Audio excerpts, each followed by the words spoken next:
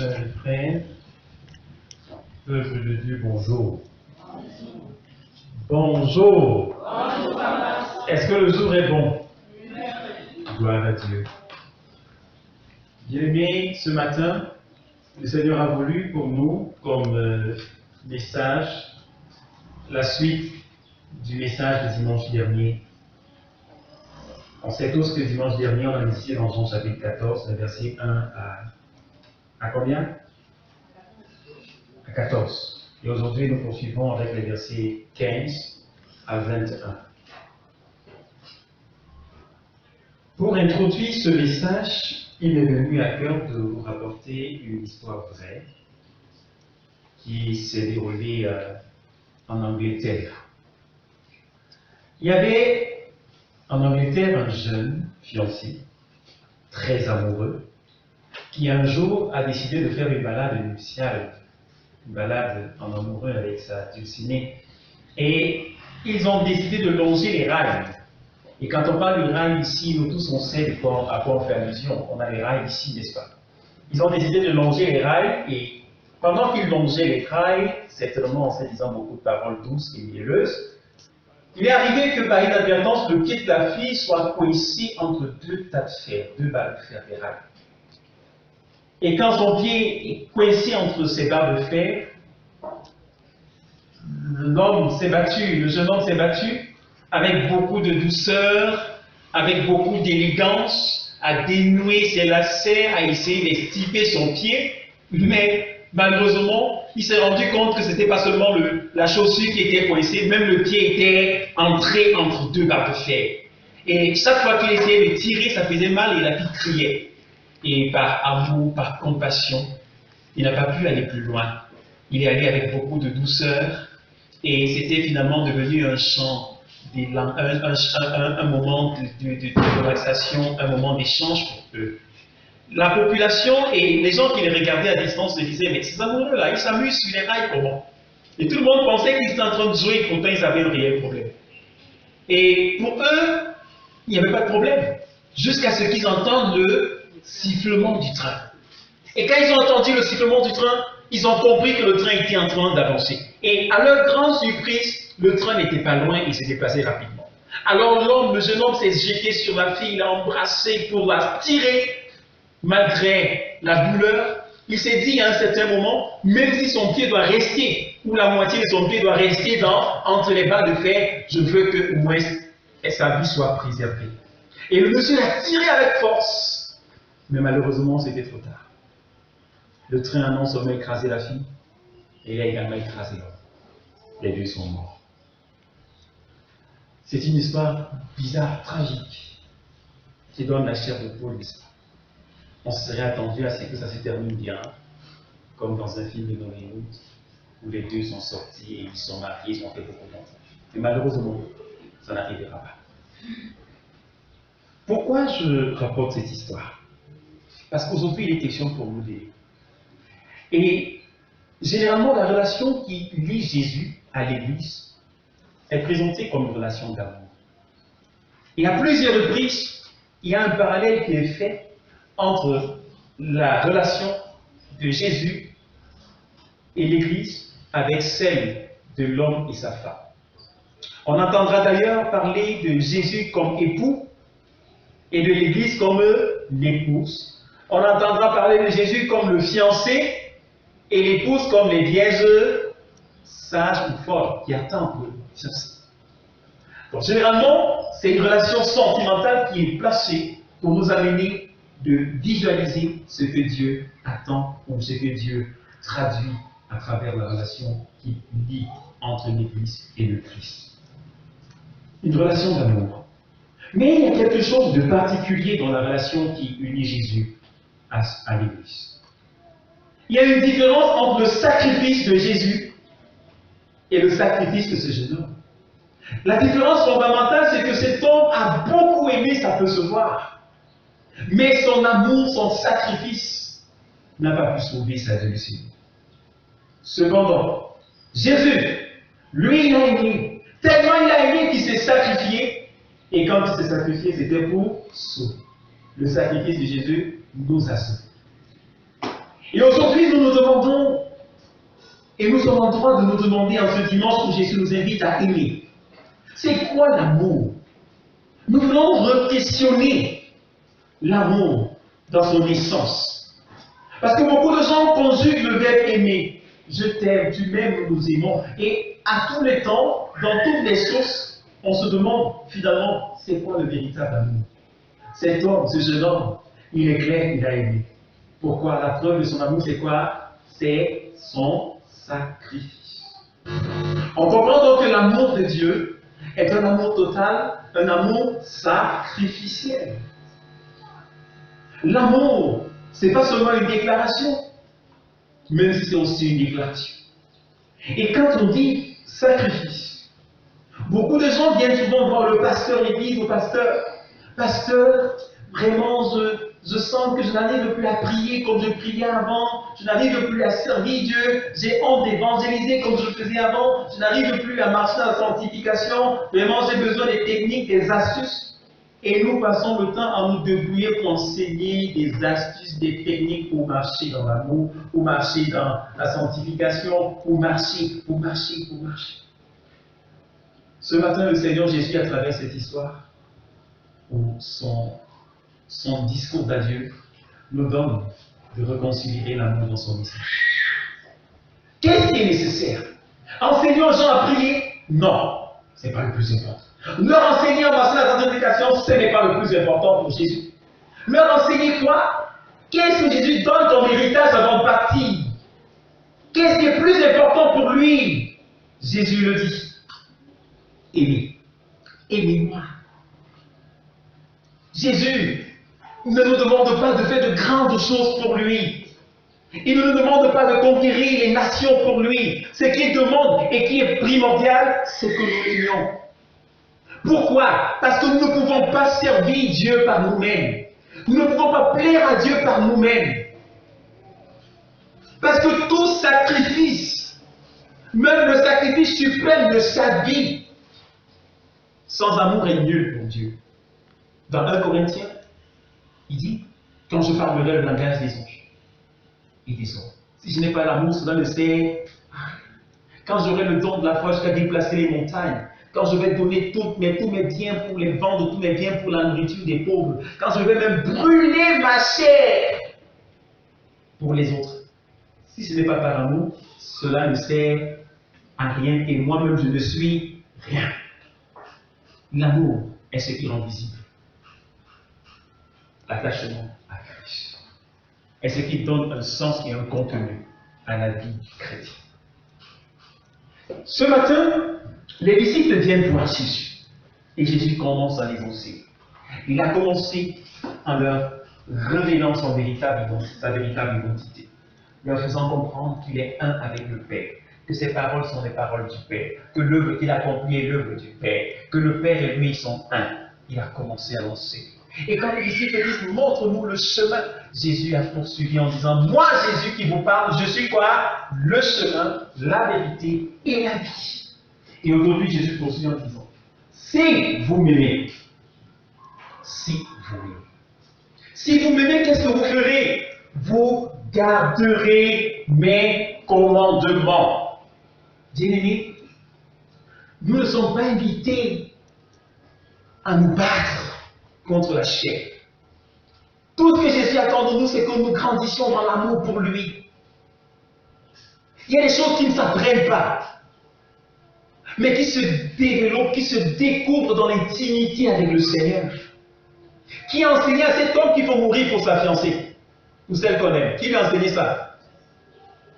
Mais c'est quoi? Qu'est-ce qui l'a motivé? C'est l'amour. L'amour nous transporte sur les hauteurs. L'amour nous élève toujours au-dessus de nos difficultés.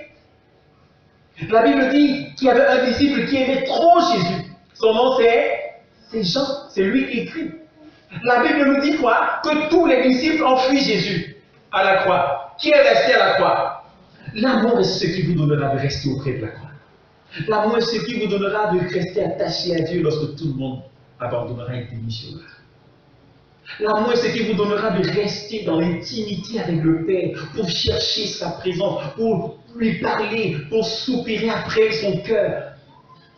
C'est pourquoi la première chose que Jésus attend, et la principale chose qu'il attend de l'Église, c'est pas l'œuvre, c'est que vous l'aimez. Aimez le Seigneur. Et ici, il faut aller dire à Jésus, quel est le plus grand commandement? Qu'est-ce que Jésus leur a répondu? Le plus grand commandement, c'est l'amour.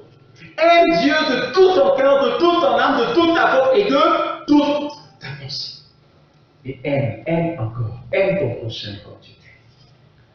Bien-aimé, si vous voulez savoir pourquoi vous ne faites pas beaucoup de choses aujourd'hui, la réponse est simple. C'est parce que vous aimez peu. Celui qui aime beaucoup donne. Celui à qui on pardonne beaucoup aime beaucoup. C'est parce que nous ne nous sentons pas suffisamment. Nous ne sommes pas suffisamment dans la relation d'amour avec Jésus. C'est pourquoi nous nous battons contre le péché et contre la chair. C'est pourquoi nous avons de la peine à le servir. C'est pourquoi nous peinons à passer du temps pour l'adorer. Tout ce qu'on fait, on s'ennuie dans sa présence, c'est parce qu'on ne l'aime pas. Moi, je n'ai jamais oublié. Dans les premiers jours de mon mariage, et même avant mon mariage, mes yeux scintillaient, brillaient pour ma bien-aimée. Les paroles ne manquaient pas. À tout moment, j'avais à dire. Je pouvais passer toute la nuit Yellow Night et le matin encore, j'étais dans les Yellow Day. Conversation non-stop. On avait toujours à nous dire qu'est-ce qui motivait, qu'est-ce qui inspirait. C'était l'amour. Je vais conjuguer un beau passé parce que vraiment, le temps émousse les choses. C'est vrai, c'est peut-être triste, mais chaque jour, on doit se battre. Parce que maintenant, c'est plus aussi évident que le premier jour, même si c'est à tort, nous nous battons pour garder la flamme. Mais ce n'est plus le premier jour, parce qu'au premier jour, on était très loin l'un de l'autre, mais on passait le temps en connecté, on était au téléphone. Et maintenant, on dort souvent sur le même lit, mais on ne se parle pas. Et ce n'est pas mon histoire seule, c'est votre histoire aussi. On est dans la même maison, mais on ne se regarde pas. Dans la même voiture, chacun regarde de son côté. Bien-aimé. C'est pourquoi Jésus nous invite à regarder au premier amour. Et ce qui est présenté comme modèle, c'est l'amour du premier jour. Et Jésus veut que l'Église développe cette relation du premier jour avec lui. Cette intimité, cet amour profond qui surpasse le temps, qui surpasse les épreuves. Il attend que nous manifestions cet amour avec lui. Parce que cet amour nous amènera à rester dans sa présence. Cet amour nous amènera à le prier. Cet amour nous amènera à jeûner. Cet amour nous amènera à nous sacrifier pour lui. Cet amour nous amènera à faire des choses impensables, à accepter de mourir pour lui. Il y a des choses que seul l'amour peut nous donner de faire. Oh, bien aimé, quand on fait des choses inimaginables. Quand on aime, pour de vrai, servir devient un plaisir. Quand on aime, bien aimé, on se surpasse. Obéir devient un loisir. Regardez ce que la Bible dit dans le psaume 19, verset 8. La loi de l'Éternel est parfaite, elle restaure l'âme. Le témoignage de l'Éternel est véritable, il rend sage l'ignorant. Les ordonnances de l'Éternel sont droites, elles réjouissent le cœur. Les commandements de l'Éternel sont purs, ils éclairent les yeux. La crainte de l'Éternel est pure, elle subsiste à toujours. Les jugements de l'Éternel sont vrais, ils sont tous justes. Et la fin, verset 11. Ils sont plus précieux que l'or, que beaucoup d'or fin. Ils ne sont plus doux que le miel, que celui qui coule des rayons. Et c'est la même chose qui est dite dans le psaume 119, à partir du verset 3. On peut lire selon le verset 5. Ta parole est une lampe à mes pieds, une lumière sur mon sentier. Verset 104. Car tes paroles sont douces à mon palais, plus que le miel à ma bouche. 103. Voilà mes bien-aimés. C'est à ce niveau que le Seigneur nous attend. Il veut que nous soyons tellement amoureux de lui. Obéir devient un plaisir. Pas que nous nous efforcions à obéir, pas que nous nous battions contre la chair, mais que nous soyons tellement remplis d'amour pour lui que nous éprouvions du plaisir, comme un homme qui aime sa femme et qui éprouve du plaisir à satisfaire, à combler ses besoins émotionnels. Le Seigneur veut que nous soyons épris d'amour pour lui et que nous nous donnions à fond pour satisfaire, réjouir son cœur. Voilà. Jésus dit ce matin, aimez. Aimer, c'est garder son commandement par amour. Et il poursuit au verset 16. Si vous m'aimez, c'est la condition. Si vous aimez Jésus, qu'est-ce que Jésus promet de faire, mes bien-aimés? Jésus dit, si vous m'aimez, moi, et moi je prierai le Père, et il vous donnera un autre consolateur, afin qu'il demeure éternellement avec vous. Que c'est formidable la parole de Jésus. Bien-aimé, Jésus nous dit que pour avoir le Saint-Esprit, ce n'est pas rester dans le temps de jeûne. Ce n'est pas parce que tu jeûnes trop que tu as le Saint-Esprit. Ce n'est pas parce que tu pries trop que tu as le Saint-Esprit. Ce n'est pas parce que tu évangélises trop que tu as le Saint-Esprit. C'est parce que tu aimes. Celui qui prie pour que tu reçoives le Saint-Esprit, ce n'est pas toi. C'est qui? Le texte dit quoi? Jésus dit, et moi, si vous m'aimez, et moi, je ferai quoi? Je prierai pour que vous receviez le Saint-Esprit. Ce que Jésus attend simplement, c'est que nous l'ayons. Plus nous grandissons dans l'amour pour lui, plus il nous remplit. Il nous remplit de quoi? Saint-Esprit. Il dit, je prierai le Père pour qu'il vous donne un autre consolateur qui sera éternellement avec vous. Et quel est le nom de ce consolateur? Verset 17. Esprit de vérité. Jésus choisit et pèse bien ses mots. Jésus dit, le Saint-Esprit, celui qui va vous envoyer, qui va vous être envoyé, qui sera avec vous. Son nom, c'est l'Esprit de... Et au verset 14, qu'est-ce que Jésus dit? Au verset 6. Je suis le chemin, je suis la vérité, je suis... L'Esprit que Dieu va vous envoyer, c'est quel esprit?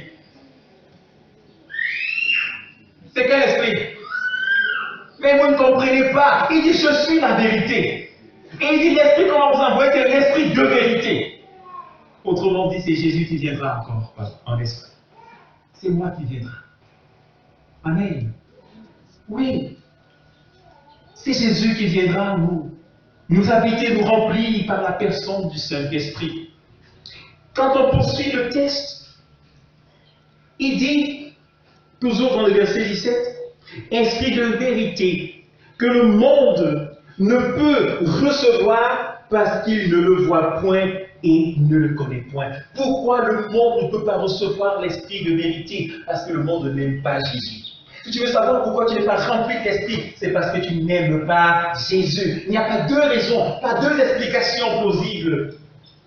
Le monde ne peut pas recevoir, pourquoi? Parce qu'ils ont rejeté Jésus. Mais la Bible dit, des chrétiens, Jésus s'adresse à ses amis. Et qu'est-ce qu'il leur dit? Il dit, mais vous le connaissez. Ils connaissent qui? L'Esprit de vérité. Car il demeure avec vous. Il demeure, il est déjà là. Les disciples le connaissent. Il demeure avec eux. Mais il n'est pas en eux. Jésus dit, il demeure avec vous et il sera en vous. Amen. Est-ce que vous comprenez qu'on peut être rempli? On peut connaître le Saint-Esprit. On peut parler du Saint-Esprit. On peut parler au nom du Saint-Esprit. On peut servir au nom du Saint-Esprit, mais sans être rempli du Saint-Esprit. La loi, le service ne nous remplit pas de l'Esprit. Seul l'amour de Jésus nous remplit de l'Esprit. La Bible dit, Jésus dit, les disciples, vous connaissez le Saint-Esprit, vous marchez avec lui, il rend ministère, mais vous n'êtes pas remplis, il n'est pas au-dedans, il agit de l'extérieur. Pourquoi? Parce que vous n'êtes pas encore dans l'amour parfait. La principale recommandation du chrétien aujourd'hui, c'est d'aimer Jésus. Le verset 18, Jésus dit, je ne vous laisse pas orphelin, je viendrai à vous. Mais on a l'impression que Jésus nous embrouille. Pour ceux qui lisent entre les livres, il parle de qui? Jésus dit quoi? Je ne vous laisse pas orphelin. On peut comprendre parce qu'il est en train d'annoncer qu'il va mourir. Mais après il dit, je reviendrai en vous. Qui va revenir? Mais Jésus a dit que c'est lui. Vous n'avez pas lu comme moi, je reviendrai. Qui revient? C'est Jésus, c'est le Saint-Esprit. C'est Jésus qui revient, mes frères et mes sœurs. Je reviendrai à vous encore un peu de temps et le monde ne me verra plus. Mais vous, vous me verrez, car je vis et vous vivez. Et vous vivrez aussi. Si nous connaissons Jésus, si nous aimons Jésus, nous allons marcher dans la connaissance, dans l'intimité. Nous allons marcher dans la révélation. Nous allons le connaître et expérimenter la vie, là où les gens expérimentent la mort. Le verset 20. En ce jour-là, vous connaîtrez que je suis en mon Père et que vous êtes en moi et que je suis en vous. Ça, c'est un truc très compliqué. J'ai essayé de faire un chemin pour comprendre. Et je me suis même perdu dans le chemin. Parce que Jésus dit, il dit, je suis en mon Père. J'ai fait le grand cercle, j'ai écrit Père. Après, il dit, le Père, il dit, je suis en mon Père. Et vous êtes en moi. J'ai mis à côté moi dans Jésus. Et après, il dit, et je suis en vous. Et au verset 21, celui qui a mes commandements et qui les garde, c'est celui qui m'aime. Et celui qui m'aime sera aimé de mon Père. Je l'aimerai et je le ferai connaître à lui. Jésus dit qu'il est dans le Père, que le Père est en lui. Lui et le Père sont un. Et que moi je suis en lui et lui il est en moi. C'est un chemin compliqué que j'ai essayé de faire ce matin pour comprendre. Mais tout ce que j'ai compris, c'est que ma vie est cachée en Christ. Ma vie est cachée avec Christ en Dieu. Ma vie est cachée avec Christ en Dieu. Parce que je l'aime. Mes frères et mes sœurs, il y a trop de frustration dans l'Église. Trop de personnes dessus. Trop de chrétiens déprimés, comprimés. Trop de personnes, des attentes qui sont insatisfaites. Parce que nous voulons servir Dieu par la loi, par les principes. Jésus nous invite aujourd'hui à le servir avec le cœur. Il nous invite à l'aimer. À l'aimer. Si nous l'aimons vraiment, servir sera un plaisir. Obéir en sa loi ne sera plus, sa loi sera comme du miel à nos lèvres. Nous éprouverons du plaisir à mettre en pratique ces commandements. Ces commandements ne seront pas pénibles. Déjà que ce qu'il nous demande de faire ou d'abandonner, c'est toujours pour notre bien. Voilà, mes frères et mes sœurs, ce que Jésus nous dit ce matin. Ce qu'il attend de nous, premièrement, ce n'est pas que nous nous laissions à le servir de manière aveugle, en nous fondant sur la chair qui de soi. Ce qu'il attend de nous, c'est que nous l'aimons. Et si nous l'aimons pour de vrai, c'est lui qui viendra nous remplir du Saint-Esprit. C'est lui qui viendra accomplir son œuvre à travers nous. C'est lui qui nous donnera d'aimer la parole, aimer le Seigneur, prier, et tout cela sera un plaisir, parce que nous l'aimons. Tout comme ce jeune homme qui aimait sa fiancée était prêt à tout même à mourir pour elle. Nous aussi, si nous aimons Jésus, nous serons prêts à mourir pour lui. Tous ceux qui ont reçu le Saint-Esprit, les apôtres qui étaient dans la chambre haute et qui ont reçu le Saint-Esprit, ce n'est pas seulement parce qu'ils priaient, ce n'est pas parce qu'ils priaient qu'ils ont reçu le Saint-Esprit, ce n'est pas parce qu'ils jeûnaient, mais c'est parce qu'ils avaient finalement compris que Jésus devrait être au centre de leur vie. C'est pourquoi ils n'ont pas abandonné la foi pour rentrer chez eux après que le Maître soit parti. Ils sont restés ensemble parce qu'ils avaient déjà développé l'amour, un attachement profond pour Jésus. Et comme ils aimaient Jésus, Jésus a prié, il a accompli sa parole. Il leur a envoyé le Saint-Esprit. Et si nous aussi nous aimons Jésus, la Bible dit que Jésus enverra pour nous le Saint-Esprit. Il viendra lui-même être notre avocat, le Paraclétos. Il ne sera plus seulement Emmanuel, Dieu avec nous, mais il sera Dieu en nous par la personne du Saint-Esprit. Il agira et transformera à partir de l'intérieur. Il nous fera de nous de véritables vainqueurs. Voilà, mes frères et mes sœurs, ce que le Seigneur attend de nous ce matin. Que nous l'aimions. C'est la condition, si vous l'aimez. Si vous m'aimez, dit Jésus, vous serez aimés du Père du Père. Si vous m'aimez, je viendrai et je vous remplirai de l'Esprit. Si vous m'aimez, je serai avec vous. Si vous m'aimez, si vous m'aimez. Aujourd'hui, développons l'amour pour le Seigneur. Soyons amoureux de lui. Passons du temps dans sa présence. Chaque jour, contemplons la beauté de son visage à travers la méditation de sa parole. Éprouvons du plaisir à être dans sa compagnie dans la tour, comme des anges qui lui disent « Saint, Saint, Saint est l'Éternel, restons près du trône ». Ainsi, nous serons de véritables chrétiens accomplis, qui n'auront pas besoin d'être enseignés sur la manière de plaire à Dieu. La Bible dit qu'en les derniers temps, personne n'aura besoin d'enseigner l'autre parce que la loi de Dieu sera répandue dans nos cœurs. Le Saint-Esprit nous enseignera. Le Saint-Esprit nous équipera. Il sera notre partenaire pour la gloire et la victoire. Alors, mes frères et mes sœurs, le principal commandement aujourd'hui est toujours, c'est aimer. Aimer. Aimer Dieu. Aimer Dieu chaque jour. Mon parrain m'avait bouleversé avec une question 1 an après. Enfin, mon parrain, un de mes papas, qui était témoin de mon mariage. 1 an après notre mariage, il m'a appelé, il m'a posé une question qui m'a troublé. Je me rappelle, j'étais au volant et j'étais très content de voir son appel. Il est pasteur. Et quand il m'a appelé, il dit « Stéphane, mon fils, comment tu vas ?» Il dit « Tiens, papa, il est né, c'est ton anniversaire, mon fils. » J'ai dit « Oui, oui. » Et puis il m'adresse des félicitations, il prie pour moi, il prie pour moi, que je grandisse, que je sois toujours, qu'on développe une plus grande intimité, une plus grande confiance. Et après il dit « Stéphane, je vais te poser une question. Et je veux que tu me répondes sincèrement. » J'avoue que j'ai eu un peu peur. Mais en même temps, j'étais enthousiaste. Il dit « Oui, papa, je t'écoute. » Il me dit « Je vais te poser 7 questions. Je veux que tu me répondes sincèrement. » J'ai dit « Oui. » Il dit « Bon, aujourd'hui, ça fait 1 an que tu te maries. Ce que je veux savoir, est-ce que tu aimes plus Rosine aujourd'hui, 1 an après, que tu ne l'aimais le premier jour de votre rencontre ou le jour de votre mariage? Si on pose la question à nos parents aujourd'hui, qu'est-ce que vous direz? Est-ce que vous aimez plus votre femme aujourd'hui que vous l'avez aimée le premier jour?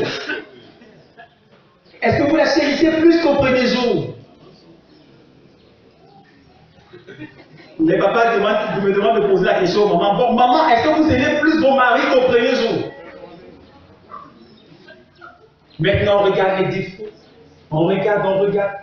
Les bien-aimés, la Christ n'a pas de défaut. Plus vous le connaîtrez, plus vous grandirez dans l'amour. Plus vous apprendrez à aimer dans les passes. À aimer même malgré la douleur. Et c'est à ça que nous sommes appelés. Grandissez dans l'amour pour le Seigneur. Vous apprendrez ainsi à aimer votre partenaire. Et je me réjouis, parce que chaque jour je m'entraîne quand même. Je crois que j'ai grandi dans mon amour pour ma femme. Je crois que mes yeux brillent encore plus aujourd'hui. Chaque jour je me force à entretenir. Même si ce n'est pas toujours facile, mais je sais que parce que je l'aime, je ferai des sacrifices inestimables pour elle.